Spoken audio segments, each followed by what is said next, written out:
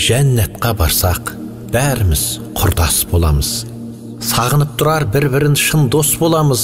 Шаттықтан бар жұрт мақтадай қалықтайтын болады. Қанша өмір сүрсе де еш адам жалықпайтын болады. Күйбең тірлікпен күйік етіп торықпайтын болады. Ит тістеп жылан шағады деп қорықпайтын болады. Жалақы қашан тиет деп зарықпайтын болады. Жұмыстан қысқарып қалам деп қамықпайтын болады.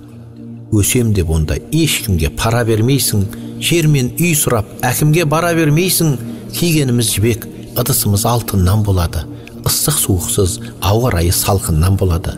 Ләззаттан балғып, бақыттан балбырайтын боламыз. Көркіміз күнде нұрланып, албырайтын боламыз.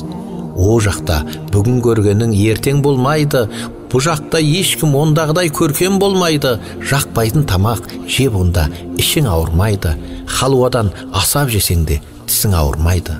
Мың жүзім дәмі бір-біріне ұқсамайтын болады. Мезетіп адамдар бір-бірін қыстамайтын болады. Жан ұяның ойлап жағдайын жасып жүрмейсің. Қарызданып қалып біреуге қашып жүрмейсің. Ондағы өмір ешқандай сынақ болмайды. Не істедің, неге өйттің деп сұрақ қалмайды. Ондағы шаттық жалауы құлап қалмайды. Шайтан жоқ онда, бөгдәйел ұнап қалмайды. Бұлақтар, көлдер, өзендер шырын бал болады. Бұлбұлдар әні сүйкімді шырылдар болады. Әйелің сені әр қыздан қызғанбайтын болады. Кешіксең қайда болдың деп сызданбайтын болады. Құштарлық толы кеуделер күмбірлейтін болады. Іштарлық жайлы адамдар дым білмейтін болады. Ол үшін бүгін тазалап ойларымызды, күнәдан аулақ ұстайық бойларымызды, үйлендіріп әрбір салт басты бойдағымызды, адал аспенен тойлайық тойларымызды, ұмытып кетіп қайдағы жайдағымызды, жайбарақат жұрт болайық жайдары жүзді.